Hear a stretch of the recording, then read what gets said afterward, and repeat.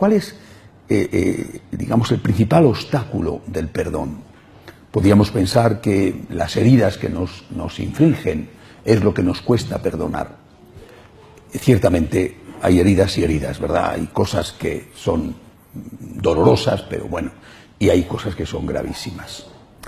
Pero mi experiencia, por lo menos en mí mismo y escuchando a los demás, me hace ver que el principal obstáculo para perdonar es que la persona que te ha ofendido no está arrepentida, no te pide perdón.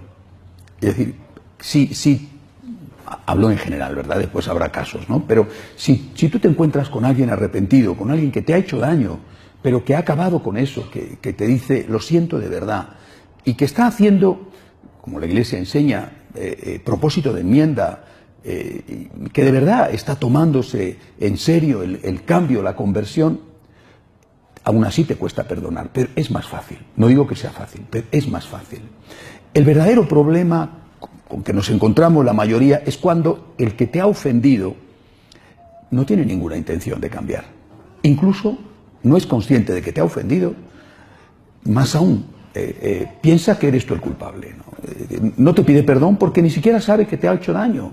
Y repito, piensa incluso que tú, que eres el que ha recibido el pisotón, eres el culpable por tener el pie debajo.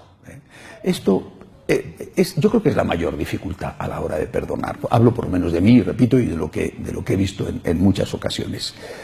Y esto además, hay que ser honestos, sucede también al revés.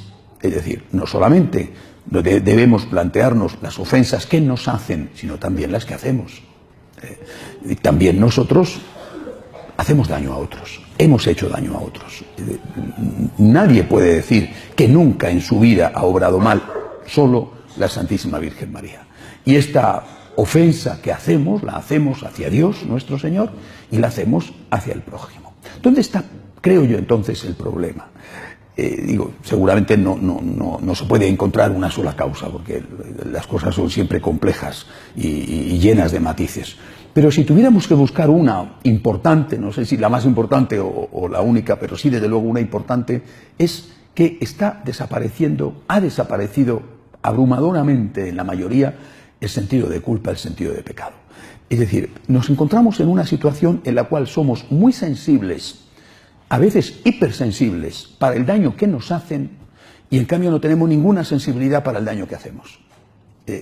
Miramos con lupa, notamos hasta la más mínima de lo que los demás hacen contra nosotros, y en cambio pasamos por alto absolutamente las cosas que nosotros hacemos a los demás.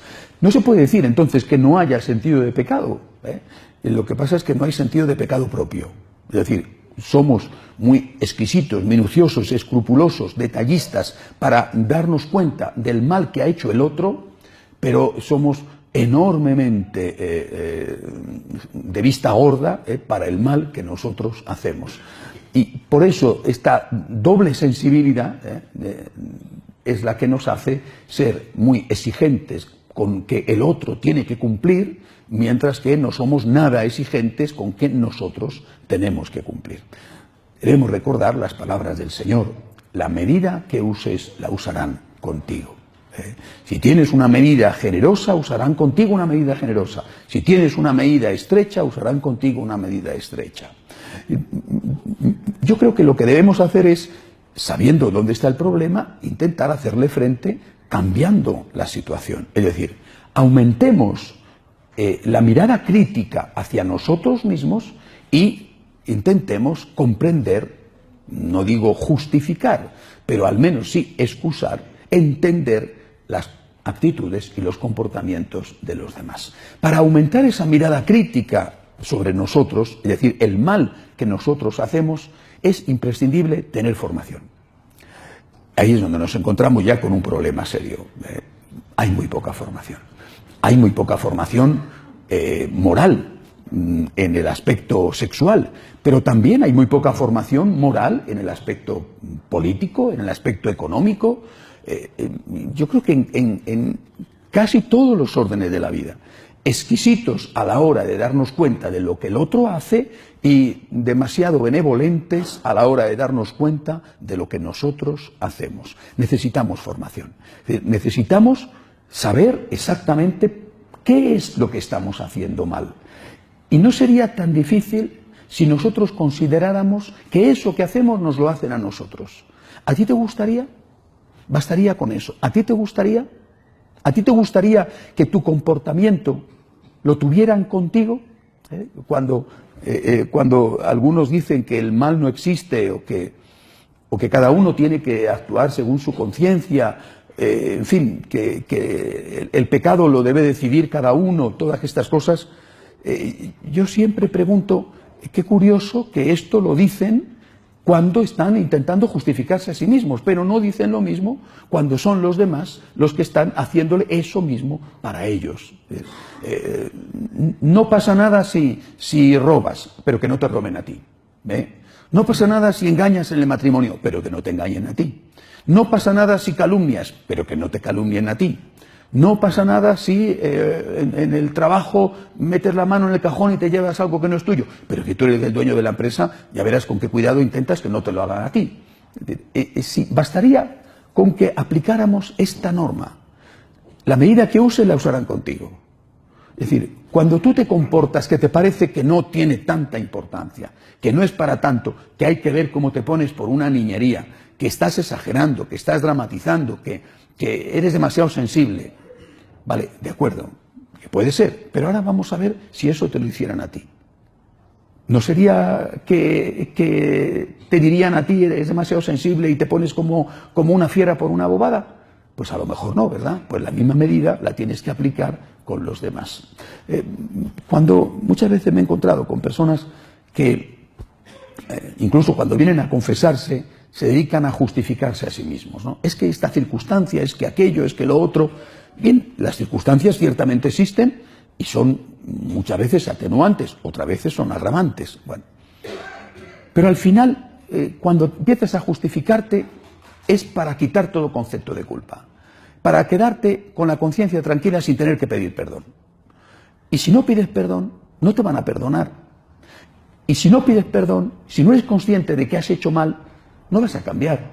O sea, si no eres consciente de que algo has hecho mal, con todos los atenuantes que quieras, pero que algo has hecho mal, no vas a cambiar nunca. Y eso es malo para ti, por supuesto es muy malo para los que viven contigo, pero eso es muy malo para ti. El que no cambia es peor para él. Es decir, el que no cambia sigue siendo toda su vida una persona de mal carácter, sigue siendo toda su vida un perezoso, sigue siendo toda su vida una persona con la que no hay quien viva.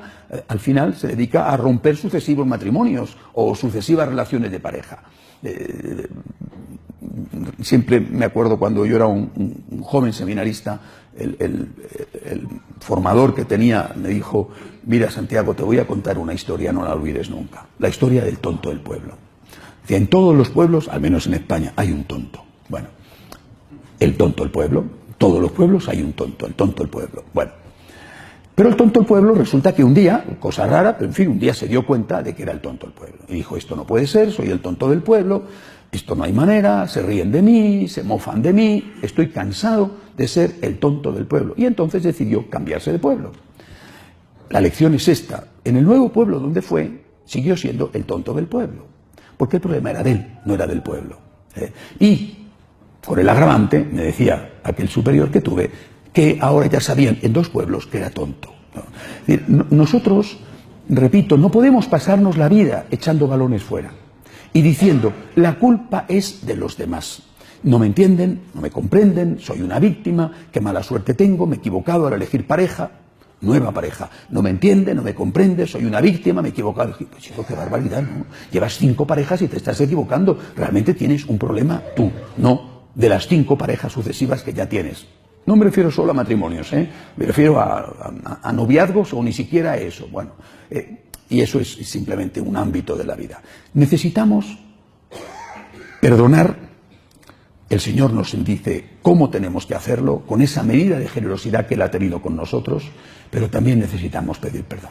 Necesitamos que nos perdonen. No podemos recibir perdón si no pedimos perdón. Y normalmente, cuando alguien pide perdón, lo recibe. Digo, normalmente. Cuando alguien es sincero, cuando alguien muestra signos de arrepentimiento, normalmente lo recibe. Pero tienes que pedirlo. Y para pedirlo tienes que ser consciente de que te has equivocado. Y para ser consciente de que te has equivocado tienes que tener formación. Vuelvo a repetir, ponte en el lugar del otro. Si eso que tú estás haciendo lo hicieran contigo, ¿qué te parecería? ¿No es grave? ¿Es poco grave? ¿Es muy grave? Lo que tú estás haciendo o lo que tú has hecho, si te lo hicieran a ti, ¿cómo lo valorarías? Al final, de verdad, quien tiene que decidir la fuerza del pisotón es el que tiene el pie debajo. Él es la víctima, ese es el que tiene que decidirlo. Y el otro dice, hombre, que no es para tanto. Dice, no es para tanto, pero espera, vamos a ver, pon tú el pie y yo te piso, a ver si es para tanto o no es para tanto. Es decir, la medida que usemos la usarán con nosotros y nos conviene a todos ponernos en el lugar de los demás, entre otras cosas, para poder recibir un perdón que necesitamos. De pie, por favor.